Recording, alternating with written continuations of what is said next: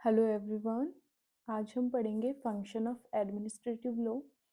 तो first function है इसका टू रेगुलेट एडमिनिस्ट्रेटिव पावर। ये पब्लिक अथॉरिटी को इंश्योर करता है कि वो उनकी जो लीगल बाउंड्रीज हैं उनके अंदर ही एक्ट करें। जो भी उनकी लीगल बाउंड्री सेट है वो उसी बाउंड्रीज के अंदर फंक्शन करे।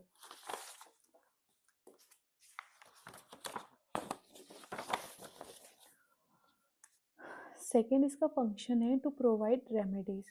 ये सिटीजन्स को रेमेडीज देता है against the misuse of power. जो भी एडमिनिस्ट्रेटिव बॉडीज हैं उनके अगेंस्ट उनको रेमेडीज दी गई हैं अगर वो एडमिनिस्ट्रेटिव बॉडी जो है उनकी पावर का मिसयूज करती हैं। जैसे कि रिट्स दे रखे हैं हमको मैंडेमस एंड सर्जरी।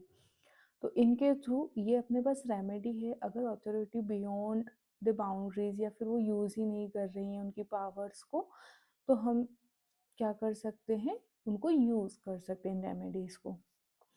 फिर थर्ड आता है टू प्रोटेक्ट फंडामेंटल राइट्स। ये एडमिनिस्ट्रेटिव एक्शन को इंश्योर करता है कि वो वॉयलेट नहीं करे कॉन्स्टिट्यूशनल राइट्स को। मतलब जो फंडामेंटल राइट्स हमें part 3 of the Indian constitution में 12 से आर्टिकल 35 तक दिए गए हैं, उनको एडमिनिस्ट्रेटिव एक्शन वॉयलेट ना करें। फोर्थ इसका फंक्शन रहता है to ensure fairness and justice. ये बेसिकली क्या प्रमोट करता है, principle of natural justice. Example fair hearing, absence of biasness, जिससे नेचुरल जस्टिस को क्या होगा, प्रमोट होगा। ये रूल ऑफ लॉ को मेंटेन करेंगे। Rule of law means the supremacy of law, no one is above the law, law is supreme. तो ये गवर्नमेंट्स के एक्शन को क्या करेगा, within the framework of law, law के द्वारा जो फ्रेमवर्क दिया गया है उसी के अंदर रखेगा। अब हम पढ़ते हैं नीड्स ऑफ एडमिनिस्ट्रेटिव लॉ। तो क्या रिक्वायरमेंट है एडमिनिस्ट्रेटिव लॉ की, तो ये क्या करता है, कंट्रोल करता है एडमिनिस्ट्रेटिव पावर को, जिससे वो मिसयूज ना कर सके और आर्बिट्रीनेस ना कर सके। प्रोटेक्शन ऑफ इंडिविजुअल राइट्स, ये सिटीजन्स के जो राइट्स हैं उनको सेफगार्ड करता है अगेंस्ट अनलॉफुल एक्शन। तो जो भी एडमिनिस्ट्रेटिव बॉडीज है अगर उनका कोई भी एक्ट अनलॉफुल है तो उन उस अनलॉफुल एक्ट के अगेंस्ट सेफगार्ड प्रोवाइड करता है। रेगुलेशन ऑफ गवर्नमेंट मशीनरी, ये इंश्योर करता है कि वो फेयर फंक्शनिंग करें। ठीक है। फिर आता है इफेक्ट एफिशिएंसी इन गवर्नेंस, ये प्रमोट करता है quick and lawful decision making. Fills legislature gap, ये क्या करता है, हेल्प करता है किसको, एडमिनिस्ट्रेटिव अथॉरिटी को, कि वो अपने जो लॉ हैं उनको इम्प्लीमेंट करें। Help implement law delegated to authorities, जो लॉ के द्वारा अथॉरिटीज को जो पावर डेलीगेट करी गई है, मतलब दी गई है, उनको इम्प्लीमेंट कराने में हेल्प करता है। Maintains rule of law, ensure करता है कि जो भी एडमिनिस्ट्रेटिव एक्शंस हैं वो लीगल है एंड अकाउंटेबल है। ठीक है, मतलब वो लॉ की जो बाउंड्री सेटअप उन्हीं के अंदर करी गई है।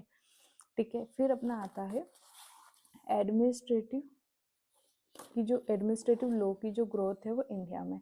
तो the growth of administrative law in India, तो ड्यूरिंग ब्रिटिश पीरियड में, तो ये मतलब ऐसे इवॉल्व कैसे हुआ, इसकी ग्रोथ कैसे हुई इंडिया में, तो हम अब उसको डिस्कस करेंगे। तो ड्यूरिंग ब्रिटिश पीरियड हम सबसे पहले डिस्कस करेंगे।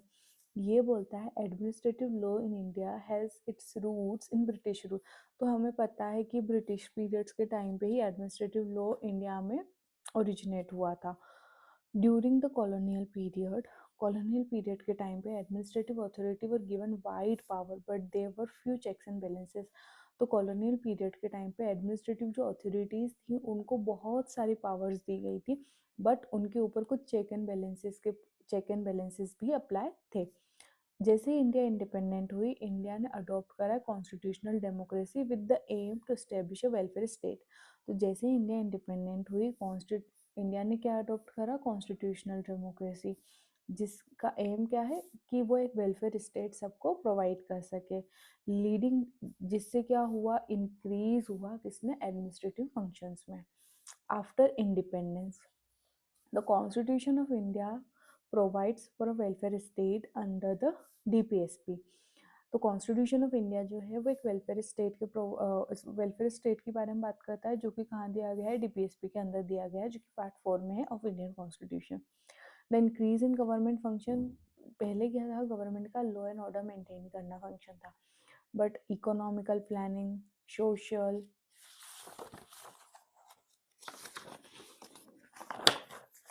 Economic planning, social justice, education and public health, जैसे उनका growth result in the growth of administrative machinery, जैसे जैसे एडमिनिस्ट्रेटिव के फंक्शन बढ़े वो इन मैटर्स में भी डील करने लग गई। तो administrative law developed to control and guide this activities. तो एज ए डेवलप्ड क्या करता है, कंट्रोल करता है और गाइड करता है इन एक्टिविटीज़ को, इंश्योर करता है कि ये फेयर और लॉफुल रहे। फिर आता है रोल ऑफ जुडिशरी। तो जुडिशरी बहुत ही इम्पोर्टेंट रोल प्ले करती है in the expanding administrative law through its landmark judgment. तो जुडिशरी ने जो एडमिनिस्ट्रेटिव लॉ है उसको एक्सपेंड करा है लॉफुल जो लॉ लैंडमार्क जजमेंट में, उससे रिलेटेड बात करके। तो पहला केस आता है ए के कृपक वर्सेस यूनियन ऑफ इंडिया 1969 का ये केस है। तो सुप्रीम कोर्ट ने जो लाइन है, लाइन है कि कौन सी लाइन, जो administrative law and quasi judicial function के बीच में जो लाइन है उसे इसको ब्लर कर दिया और इंश्योर कर रहा है कि इवन एडमिनिस्ट्रेटिव एक्शंस को भी फॉलो करना पड़ेगा प्रिंसिपल ऑफ नेचुरल जस्टिस। फिर आता है Maneka Gandhi versus Union of India 1978 का केस। तो कोर्ट ने हेल्ड करा था दैट एनी एडमिनिस्ट्रेटिव एक्शन जो किसी पर्सन की पर्सनल लिबर्टी को अफेक्ट कर रहा है वो must follow the principal of fairness, reasonable and non arbitrariness. अगर आप किसी के पर्सन के जो पर्सनल लिबर्टी को अफेक्ट कर रहे हो तो आप उस टाइम पर principle of fairness, reasonableness and non arbitrariness को फॉलो कर रहे हो, ठीक है। फिर आता है state of Punjab. State of Punjab versus Gurdial Singh 1980 का ये केस है। The court emphasized that administrative discretion must not be exercised arbitrarily or in a bad faith। तो हम जब भी एडमिनिस्ट्रेटिव डिस्क्रिशन को, जब भी एडमिनिस्ट्रेटिव बॉडी उसके डिस्क्रिशनरी पावर को यूज़ करेगी तो वो जो पावर्स हैं या जो एक्शंस है वो आर्बिट्रेरी नहीं होना चाहिए और इन बैड फेथ में नहीं होना चाहिए। फिर हम देखते हैं modern development of the administrative law in India. तो इस्टेब्लिशमेंट ऑफ एडमिनिस्ट्रेटिव ट्रिब्यूनल, तो अब आर्टिकल 323A के थ्रू जो है कैट एंड सेट इस्टेब्लिश करी गई है एडमिनिस्ट्रेटिव ट्रिब्यूनल में। मतलब ये क्वाजी जुडिशियल बॉडीज होती हैं, ये एडमिनिस्ट्रेटिव के जो service related matter, recruitment related matters या फिर taxation, industrial dispute, labour dispute, इन मैटर्स को डील कर सकते हैं, ठीक है। फिर आता है creation of regulatory authorities like SEBI, TRAI and CCI। Right to information act 2005 जो कि इन्हेंस करता है ट्रांसपेरेंसी इन एडमिनिस्ट्रेशन में। Judicial review by the supreme court and high court ensure that no administrative authority act beyond its power और ultra vires. Then we will discuss its conclusion. Conclusion में ये लिखेंगे अपन कि administrative law in India has grown as a necessary tool for ensuring good governance, accountability and fairness.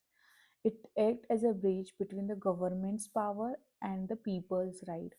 In a modern democratic and welfare state, administrative law is essential for maintaining the rule of law and protecting citizens against arbitrary administrative action. तो administrative law जो है वो India में as a necessary tool जो है वो grow हुआ है, जो इंश्योर करता है गुड गवर्नेंस, उसकी अकाउंटेबिलिटी यानी उसकी फेयरनेस को। ये क्या करता है, एक ब्रीच बनाता है between the governments power and the peoples right. ये गुड गवर्नेंस पे भी फोकस करता है और पीपल्स के राइट्स को प्रोटेक्ट करने के ऊपर भी फोकस करता है। Modern democratic and welfare state में जो एडमिनिस्ट्रेटिव लॉ जो है असेंशियल है। क्यों? क्योंकि वो मेंटेन करता है rule of law and citizens के राइट को प्रोटेक्ट करता है अगेंस्ट